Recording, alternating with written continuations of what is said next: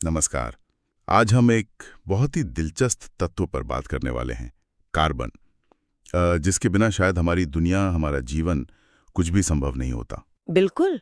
Carbon तो हर जगह है। हम में, हमारे खाने में, आसपास की अनगिनत चीजों में। हाँ, तो आज हमारे पास जो वैज्ञानिक जानकारी है उसके जरिए हम कार्बन के इसी अनोखेपन को, इसकी पहेली को सुलझाने की कोशिश करेंगे। सही। ये समझने की कोशिश कि ये तत्व जो धरती की परत में बहुत ज्यादा भी नहीं है, आखिर इतना महत्वपूर्ण क्यों है? कैसे ये इतने अलग-अलग लाखों तरह के यौगिक बना लेता है? ये वाकई सोचने वाली बात है। जैसे अगर हम सुबह उठने से लेकर मतलब दिन भर की चीजें देखें, टूथपेस्ट, साबुन, कपड़े, खाना, पेट्रोल, सीएनजी, कागज, दवाइयाँ। हाँ हाँ, लिस्ट तो बहुत लंबी हो जाएंगी। ज्यादातर चीजें कार्बन यौगिक ही हैं। तो सवाल यही है कि कार्बन में ऐसा क्या खास है, क्या जादू है इसमें, कैसे ये इतने रूप धर लेता है। चलिए आज इसी की गहराई में उतरते हैं। बिल्कुल, कहानी की तरह समझने की कोशिश करते हैं। ठीक है, तो शुरुआत करते हैं इसके जुड़ने के तरीके से। हमने पढ़ा है कि कार्बन से बने यौगिक, जैसे मान लीजिए सिरका है या रसोई गैस है, हाँ, एसिटिक एसिड या मीथेन। इनके गुण आयोनिक यौगिकों से, जैसे नमक से, काफी अलग होते हैं।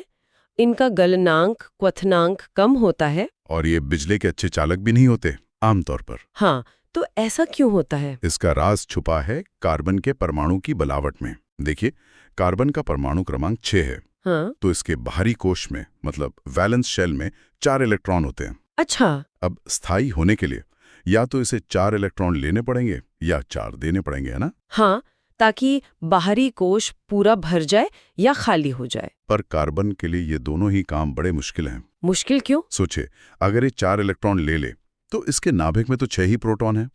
उनके लिए बाहर के 10 इलेक्ट्रॉनों को संभालना, पकड़ कर रखना बहुत मुश्किल हो जाएगा। अच्छा, ऊर्जा के लिहाज से। हाँ, और अगर ये अपने 4 इलेक्ट्रॉन दे दे तो उसके लिए बहुत ज्यादा ऊर्जा चाहिए होगी।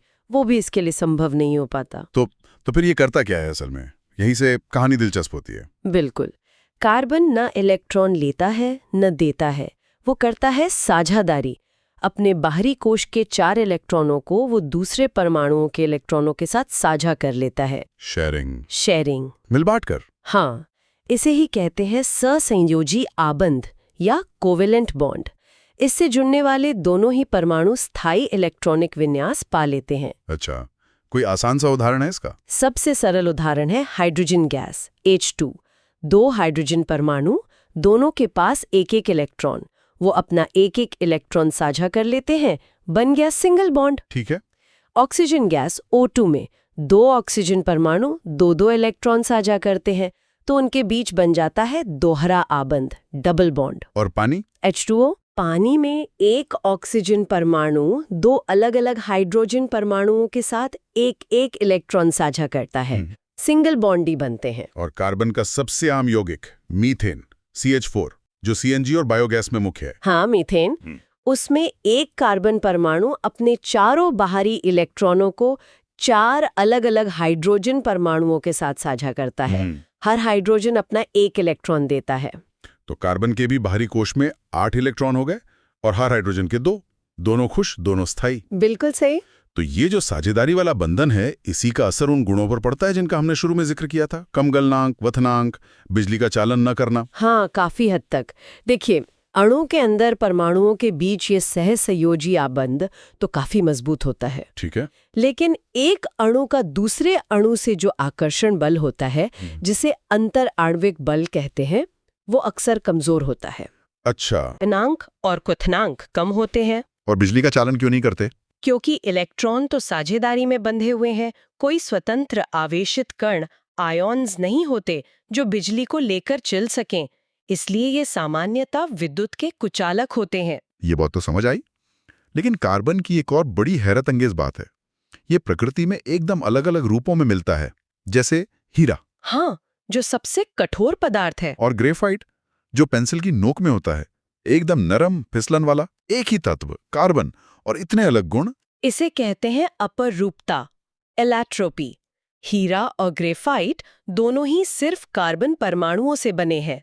फर्क है सिर्फ उनके जुड़ने के तरीके में, उनकी आंतरिक संरचना में। कैसे? हीरे में क्या होता है?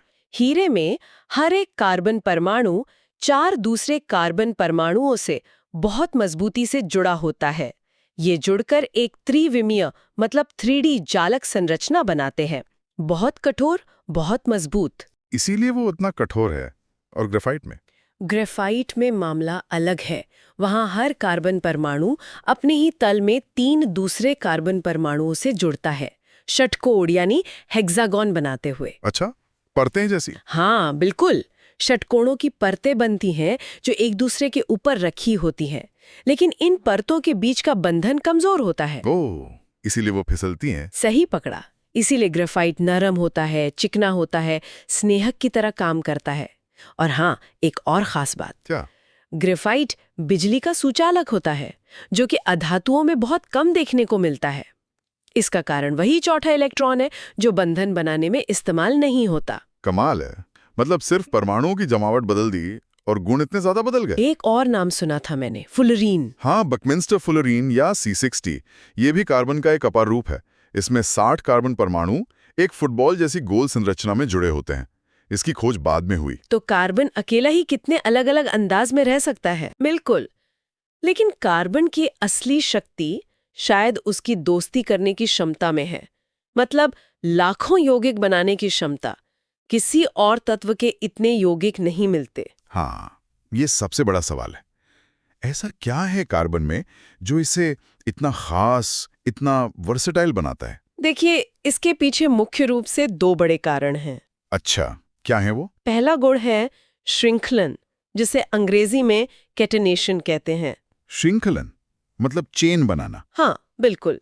कार्बन परमाणुओं में ये अनोखी काबिलियत होती है कि वो आपस में ही सहसंयोजी आबंध बनाकर लंबी-लंबी कड़ियां या श्रृंखलाएं बना सकते हैं। कैसी श्रृंखलाएं? वो सीधी हो सकती हैं, उनमें शाखाएं निकली हो सकती हैं, या वो गोल छल्ले रिंग के रूप में भी हो सकती हैं।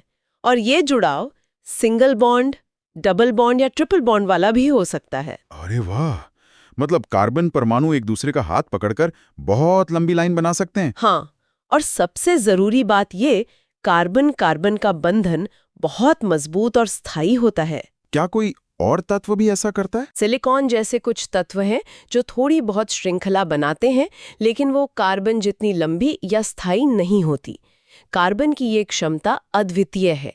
इसी वजह से लाखों अलग-अलग तरह के कार्बनिक ढांचे बन पाते हैं। ये तो हुआ पहला कारण, श्रृंखलन। और दूसरा?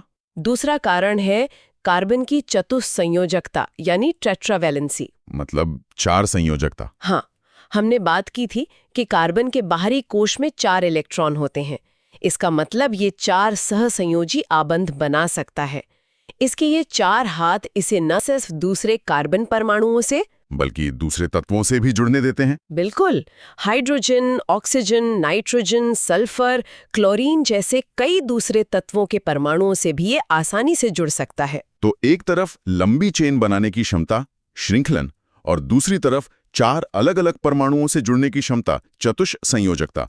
इन्हीं 2 वजहों से ये इतने सारे यौगिक बना पाता है। हाँ, और इसमें एक और चीज मदद करती है, कार्बन के परमाणु का छोटा आकार। छोटा आकार, वो कैसे? छोटे आकार की वजह से कार्बन का नाभिक साझेदारी वाले इलेक्ट्रॉनों को ज्यादा मजबूती से अपनी तरफ खींचकर रखता है। इससे जो बंधन बनते हैं वो ज्यादा मजबूत और स्थायी होते हैं। अच्छा। इन्हीं गुणों की वजह से कार्बन इतने सारे यौगिक बनाता है जिन्हें हम कहते हैं कार्बनिक यौगिक, ऑर्गेनिक कंपाउंड्स। सही। और एक जमाने में तो ये माना जाता था कि ये यौगिक सिर्फ जीवित प्राणियों के अंदर ही बन सकते हैं, किसी जीवन शक्ति या वाइटल फोर्स से। हाँ, मैंने भी सुना इसके बारे में, जैव शक्ति सिद्धांत। बिल्कुल। लेकिन 1828 में फ्रेडरिक वोहलर नाम के एक वैज्ञानिक थे, उन्होंने प्रयोगशाला में यूरिया बना दिया। यूरिया? वो तो कार्बनिक यौगिक है ना? हाँ, और उन्होंने इसे बनाया अमोनियम साइनेट से, जो कि एक अकार्बनिक पदार्थ माना जाता था।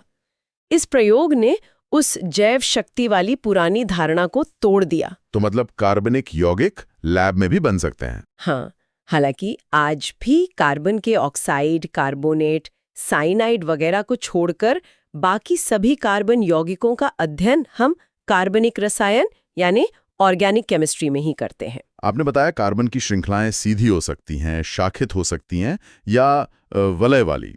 क्या ऐसा भी होता है कि एक ही फॉर्मूला हो पर संरचना अलग-अलग हो? बिल्कुल होता है। ये एक और मजेदार बात है कार्बन की। जैसे ब्यूटेन को लीजिए, फॉर्मूला है C4H10। ठीक है, 4 कार्बन 10 हाइड्रोजन। अब इसमें चारों कार्बन परमाणु एक सीधी लाइन में जुड़ सकते हैं, या फिर 3 एक लाइन में हो और चौथा कार्बन बीच वाले से जुड़ जाए, एक शाखा की तरह। अच्छा, 2 अलग-अलग तरह के ढांचे बन गए। हाँ, दोनों का आणविक सूत्र मॉलिक्यूलर फॉर्मूला C4H10 ही है, पर उनकी संरचना स्ट्रक्चर अलग है।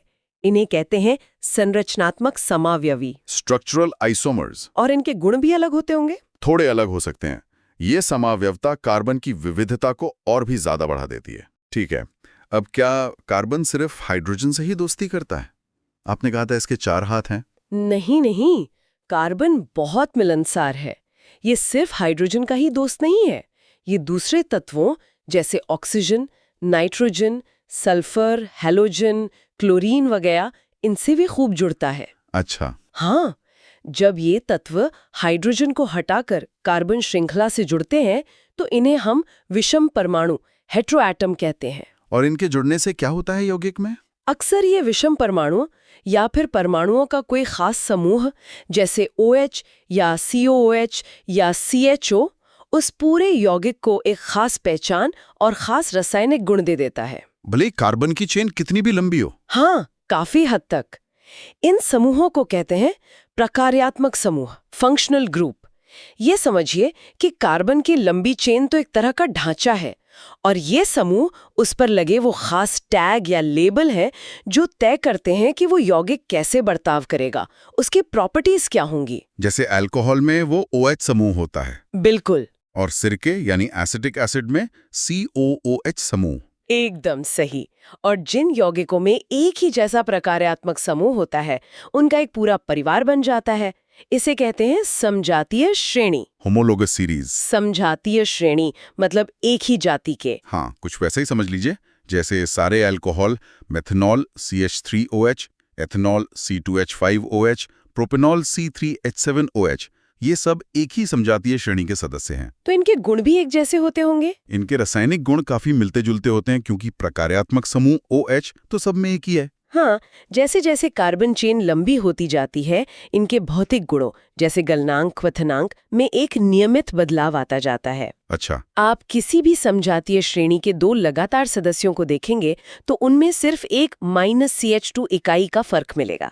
जैसे एथेनॉल C2H5OH और प्रोपेनॉल C3H7OH में। हाँ, ये समजातीय श्रेणी की पहचान है। इतने लाखों यौगिक, हर एक का नाम याद रखना तो बहुत मुश्किल काम होगा। कोई तरीका है इनका नाम रखने का? हाँ, बिल्कुल है, वरना तो बहुत गड़बड़ हो जाती। इसके लिए बाकायदा अंतर्राष्ट्रीय नियम बनाए गए हैं। क्या तरीका है वो? तरीका ये है कि सबसे पहले यौगिक में कार्बन परमाणुओं की सबसे लंबी श्रृंखला गिनी जाती है। उसके आधार पर एक मूल नाम तय होता है। जैसे 1 कार्बन के लिए मेथ, 2 के लिए एथ, 3 के लिए प्रोप, 4 के लिए ब्यूट वगैरह। ठीक है। फिर देखा जाता है कि क्या उसमें कोई प्रकार्यात्मक समूह है या कोई डबल या ट्रिपल बॉन्ड है। उसके हिसाब से मूल नाम में उपसर्ग, प्रीफिक्स या अनुलग्न सफिक्स जोड़ा जाता है। कोई एक उदाहरण देके समझा सकती हैं? जरूर। मान लीजिए एक यौगिक है जिसमें 3 कार्बन परमाणु है, सब सिंगल बॉन्ड से जुड़े हैं और एक OH अल्कोहल समूह लगा है। ठीक है, 3 कार्बन, सिंगल बॉन्ड और अल्कोहल। हाँ, तो 3 कार्बन के लिए मूल नाम हुआ प्रोप, सिंगल बॉन्ड है तो एल्केन की तरह नाम हुआ प्रोपेन। अब अल्कोहल OH के लिए अनुलग्न लगता है ऑल। तो प्रोपेन प्लस ऑल। हाँ, हम प्रोपेन के आखिर से ए हटाकर ऑल जोड़ देते हैं तो नाम बन गया प्रोपेनॉल। अच्छा, इसी तरह बाकी समूहों के लिए भी नियम होंगे? हाँ, हर समूह के लिए, डबल बॉन्ड के लिए ईन, ट्रिपल बॉन्ड के लिए आइन, सबके लिए नियम है। इससे किसी भी संरचना का एक निश्चित नाम रखा जा सकता है और नाम सुनकर उसकी संरचना बनाई जा सकती है। बहुत बढ़िया। चलिए अब ये देखते हैं कि ये कार्बन यौगिक किस तरह की रासायनिक अभिक्रियाएं करते हैं। सबसे आम अभिक्रिया तो है जलना यानी दहन। हाँ, दहन, कंबस्टन। कार्बन खुद जैसे कोयला, ग्रेफाइट और उसके ज्यादातर यौगिक ऑक्सीजन में जलकर कार्बन डाइऑक्साइड CO2, पानी अगर यौगिक में हाइड्रोजन है और साथ में काफी मात्रा में ऊष्मा और प्रकाश पैदा करते हैं। जैसे हमारी एलपीजी गैस जलती है या पेट्रोल, डीजल, लकड़ी, कोयला, ये सब दहन ही है। बिल्कुल, ये असल में एक तरह का तीव्र ऑक्सीडेशन ही है। हमने देखा है कभी-कभी गैस स्टोव की लौ नीली होती है, एकदम साफ, और कभी-कभी पीली और उसमें से काला धुआं भी निकलता है। ऐसा क्यों? ये इस बात पर निर्भर करता है कि ईंधन पूरी तरह जल रहा है या नहीं, और उसे जलने के लिए पर्याप्त ऑक्सीजन मिल रही है या नहीं। अच्छा। आमतौर पर संतृप्त हाइड्रोकार्बन, जिनमें सिर्फ सिंगल बॉन्ड होते हैं, जब उन्हें पूरी ऑक्सीजन मिलती है तो वो नीली साफ लौ के साथ चलते हैं, मतलब पूर्ण दहन होता है। और पीली लौ? जब असंतृप्त हाइड्रोकार्बन, जिनमें डबल या ट्रिपल बॉन्ड होते हैं, जलते हैं, या फिर जब ऑक्सीजन की कमी होती है तो ईंधन पूरी तरह नहीं जल पाता। इसे अपूर्ण दहन कहते हैं। इसमें कार्बन के बिना जले कण रह जाते हैं जो गर्म होकर पीली रोशनी देते हैं और कालिख सूट के रूप में निकलते हैं। इसीलिए गैस स्टोव में हवा आने के लिए छेद होते हैं ताकि दहन पूरा हो। समझ गया। जलने के अलावा और कौन सी मुख्य अभिक्रियाएं दिखाते हैं ये यौगिक? एक महत्वपूर्ण अभिक्रिया है संकलन अभिक्रिया। संकलन मतलब कुछ जुड़ना। हाँ, ये खास तौर पर असंतृप्त यौगिकों की पहचान है जिनमें डबल या ट्रिपल बॉन्ड्स होते हैं। उन बॉन्ड्स में गुंजाइश होती है कि वो टूटे और नए परमाणु आकर उनसे जुड़ जाएं। कोई उदाहरण? जैसे वनस्पति तेल होते हैं, उनमें अक्सर डबल बॉन्ड्स होते हैं, वो असंतृप्त होते हैं। जब उनमें निकेल जैसे उत्प्रेरक कैटलिस्ट की उपस्थिति में हाइड्रोजन गैस मिलाई जाती है। उत्प्रेरक कैटलिस्ट, ये क्या होता है?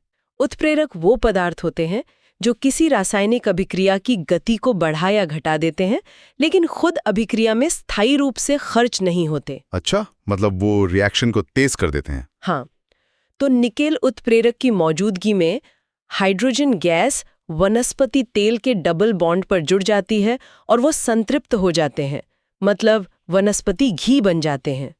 इस प्रक्रिया को हाइड्रोजनीकरण कहते हैं। वाह, तो डबल बॉन्ड वाले खाली कमरे में हाइड्रोजन मेहमान की तरह आके जुड़ गया। बिल्कुल। और संतृप्त यौगिक, जिनमें पहले से ही सब सिंगल बॉन्ड हैं, उनमें तो जुड़ने की जगह नहीं होगी। सही कहा, उनमें संकलन अभिक्रिया नहीं होती। वो दिखाते हैं प्रतिस्थापन अभिक्रिया, सब्स्टिट्यूशन रिएक्शन। प्रतिस्थापन मतलब अदला बदली। हाँ, संतृप्त यौगिक सामान्यतः कम क्रियाशील होते हैं, लेकिन कुछ परिस्थितियों में, जैसे सूर्य के प्रकाश की उपस्थिति में, उनमें से कोई परमाणु, अक्सर हाइड्रोजन, हट जाता है और उसकी जगह कोई दूसरा परमाणु या समूह आ जाता है। जैसे मीथेन CH4 की अभिक्रिया अगर क्लोरीन गैस Cl2 से सूर्य के प्रकाश में कराई जाए तो मीथेन का एक हाइड्रोजन परमाणु हटकर उसकी जगह एक क्लोरीन परमाणु आ जाता है, बन जाता है क्लोरोमीथेन CH3Cl और साथ में हाइड्रोजन क्लोराइड गैस निकलती है। अच्छा, एक गया दूसरा आया, ये है प्रतिस्थापन। बिल्कुल। चलिए अब जरा दो बहुत ही जाने पहचाने और काम के कार्बन यौगिकों पर बात करते हैं, एथेनॉल और एथेनोइक एसिड। एथेनॉल तो वही है जिसे आम भाषा में अल्कोहल कहते हैं, है ना? हाँ, वही। एथेनॉल C2H5OH पीने वाले अल्कोहली पेय पदार्थों का मुख्य सक्रिय घटक है। ये कमरे के तापमान पर द्रव होता है, पानी में आसानी से घुल जाता है। और इसके उपयोग क्या हैं? पीने के अलावा ये एक बहुत अच्छा विलायक है। टिंचर आयोडीन, कई कफ सिरप और दूसरी दवाइयों में इसका इस्तेमाल होता है। आजकल इसे पेट्रोल में मिलाकर ईंधन के रूप में भी इस्तेमाल करने की बात हो रही है। लेकिन इसके सेवन के कुछ नुकसान भी हैं? हाँ, बिल्कुल। कम मात्रा में सेवन से भी नशा, सुस्ती, मानसिक भ्रम जैसी स्थितियां आती हैं। ज्यादा मात्रा या लगातार सेवन लिवर और दूसरी गंभीर स्वास्थ्य समस्याएं पैदा कर सकता है। और जो शुद्ध एथेनॉल होता है, जिसे परिशुद्ध अल्कोहल कहते हैं, वो तो जहरीला और जानलेवा हो सकता है। अच्छा, और दूसरा यौगिक आपने बताया एथेनोइक एसिड, ये क्या है? एथेनोइक एसिड CH3COOH का आम नाम है एसिटिक एसिड। हम इसे रोज इस्तेमाल करते हैं सिरके के रूप में। सिरका? वो तो खट्टा होता है। हाँ, क्योंकि ये एक अम्ल है, एसिड है। एसिटिक एसिड का 5 से 8% जलीय विलयन सिरका कहलाता है।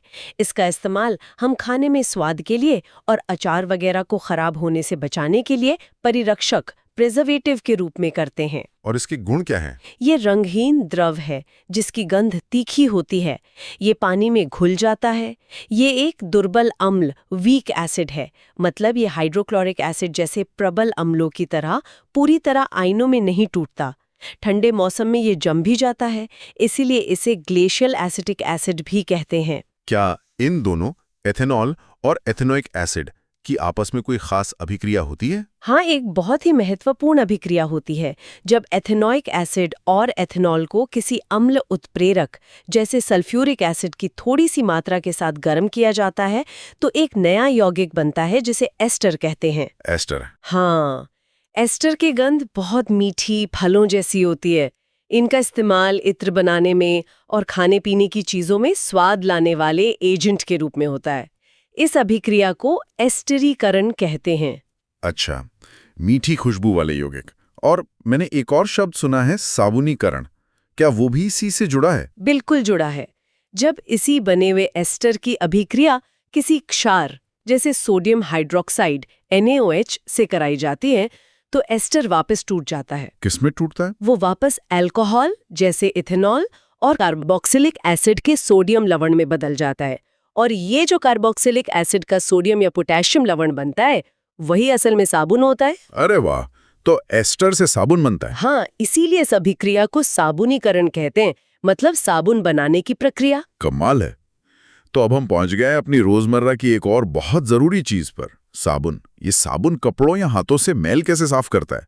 ये बड़ा रहस्यमयी लगता है। रहस्यमयी तो है, पर इसका विज्ञान बड़ा सीधा साधा है। साबुन का जो अणु होता है वो असल में लंबी कार्बन श्रृंखला वाले कार्बोक्सिलिक अम्लों का सोडियम या पोटेशियम लवण होता है। ठीक है। इसके अणु के दो सिरे होते हैं। एक लंबी हाइड्रोकार्बन पूंछ होती है जो पानी से दूर भागती है, जलविरागी, हाइड्रोफोबिक, लेकिन तेल, ग्रीस और मैल से दोस्ती करती है। और दूसरा सिरा? दूसरा सिरा छोटा होता है, वो आयनिक होता है, -COO Na+ जैसा, और उसे पानी से प्यार होता है, जलरागी, हाइड्रोफिलिक। तो ये दो मुंह वाला अणु ये काम कैसे करता है सफाई में? जब हम साबुन को पानी में घोलते हैं तो ये अणु खुद को एक खास तरीके से व्यवस्थित कर लेते हैं। वो गोलाकार गुच्छे बना लेते हैं जिन्हें मिसेल कहते हैं। मिसल? हाँ, इन मिसेल में सारी तेल प्रेमी जलविरागी पूंछें गोले के अंदर की तरफ इकट्ठी हो जाती हैं और पानी प्रेमी सिर बाहर पानी की तरफ रहते हैं। अच्छा, पूंछ अंदर, सिर बाहर। बिल्कुल। अब जब ये मिसल कपड़ों पर लगी तेलीय मैल या गंदगी के संपर्क में आते हैं तो मैल इन मिसल के अंदरूनी पूंछ वाले हिस्से में जाकर घुल जाती है या फंस जाती है। तो मैल मिसल के अंदर कैद हो गई। फिर जब हम पानी से धोते हैं तो मिसल का बाहरी पानी प्रेमी सिरा पानी के साथ बह जाता है, और क्योंकि मैल मिसल के अंदर फंसी हुई है वो भी पानी के साथ बहकर निकल जाती है। हाँ, इस तरह कपड़े या हाथ साफ हो जाते हैं। हाँ, ये मिसल पानी में एक तरह का इमल्शन बना देते हैं जिससे गंदगी पानी में निलंबित हो जाती है और आसानी से धुल जाती है। और क्योंकि मिसल बहुत छोटे होते हैं और उन पर एक जैसा आवेश होता है, वो आपस में जुड़कर नीचे नहीं बैठते बल्कि पानी में घुले रहते हैं, जिससे साबुन का घोल धुंधला सा दिखता है। लेकिन एक दिक्कत आती है कभी-कभी, खासकर कठोर पानी में साबुन ठीक से झाग नहीं बनाता और सफाई भी अच्छी नहीं होती। ऐसा क्यों? आपने सही कहा, कठोर पानी में कैल्शियम और मैग्नीशियम के आयन घुले होते हैं। अच्छा, और क्या बनाते हैं? वो एक अघुलनशील चिपचिपा सा पदार्थ बना लेते हैं जिसे स्कम कहते हैं। ये दही जैसा थक्का सा होता है। ये स्कम न सिर्फ साबुन को बेकार करता है बल्कि मैल की तरह कपड़ों पर चिपक भी जाता है। इसीलिए कठोर पानी में साबुन ठीक से काम नहीं कर पाता और झाग भी कम बनता है। तो इस मुश्किल का क्या हल निकाला गया? इसका हल है अपमार्जक, जिन्हें हम डिटर्जेंट्स कहते हैं। डिटर्जेंट्स जैसे कपड़े धोने वाले पाउडर या लिक्विड? हाँ, बिल्कुल। अपमार्जक भी साबुन जैसे ही अणु होते हैं जिनमें एक लंबी हाइड्रोकार्बन पूंछ जलविरागी और एक आवेशित सिरा जलरागी होता है, लेकिन उनकी रासायनिक संरचना थोड़ी अलग होती है। वो अक्सर सल्फोनिक एसिड के सोडियम लवण या अमोनियम लवण होते हैं। तो इनमें क्या खास बात होती है? खास बात यह है कि इनका जो आवेशित सिरा होता है वो कठोर पानी में मौजूद कैल्शियम और मैग्नीशियम आयनों के साथ अभिक्रिया करके अघुलनशील स्कम नहीं बनाता है। अच्छा, मतलब ये कठोर पानी में भी अपना काम कर जाते हैं। एकदम सही। अपमार्जक कठोर पानी में भी घुलनशील रहते हैं और प्रभावी ढंग से मिसाइल बना के सफाई का काम करते हैं। इसीलिए आजकल ज्यादातर कपड़े धोने के उत्पाद, शैम्पू वगैरह अपमार्जक ही होते हैं। वो कठोर और नरम दोनों तरह के पानी में अच्छे से काम करते हैं। तो ये थी अपमार्जकों की कहानी। आज हमने कार्बन की दुनिया की वाकई एक गहरी पड़ताल की। शुरुआत की उसके जुड़ने के तरीके, सह संयोजी आबंध से। हाँ, फिर हमने देखा उसकी अनोखी क्षमताएं, श्रृंखलन यानी लंबी कड़ियां बनाना और चतुः संयोजकता यानी 4 दिशाओं में जुड़ना, और कैसे यही गुण उसे इतना वर्सेटाइल बनाते हैं। हमने कार्बन के अलग अलग रूपों, अपर रूपों जैसे हीरा, ग्रेफाइट को समझा और फिर देखा कि कैसे ये लाखों तरह के यौगिक बनाता है, सीधी, शाखित, छल्लेदार श्रृंखलाओं वाले, जिनमें अलग अलग प्रकार्यात्मक समूह लगे होते हैं जो उन्हें खास गुण देते हैं। हमने समजातीय श्रेणी, नामकरण के तरीके और कुछ मुख्य रासायनिक अभिक्रियाओं जैसे दहन, संकलन, प्रतिस्थापन को भी जाना। और अंत में हमने एथेनॉल और एसिटिक एसिड जैसे महत्वपूर्ण यौगिकों और साबुन अपमार्जक के काम करने के तरीके को समझा। वाकई कार्बन हमारे जीवन के हर पहलू में मौजूद है। बिल्कुल, और जाते जाते सबके सोचने के लिए एक बात छोड़ जाते हैं। हमने देखा कि कार्बन पृथ्वी पर जीवन के लिए कितने जरूरी, कितने जटिल और विविध अणु बना सकता है। हाँ, अब सोचिए, इस विशाल ब्रह्मांड में कार्बन तो और भी कई जगहों पर प्रचुर मात्रा में मौजूद है। तो क्या ये संभव नहीं कि कहीं और, किसी दूसरे ग्रह पर, किसी दूसरे तारे के आसपास कार्बन का यही रसायन विज्ञान जीवन के कुछ ऐसे रूपों को जन्म दे रहा हो जिनकी हम आज कल्पना भी नहीं कर सकते? वाह, ये वाकई एक गहरा सवाल है, सोचने पर मजबूर करने वाला। इस ज्ञान भरी और दिलचस्प यात्रा में हमारे साथ बने रहने के लिए आप सबका धन्यवाद।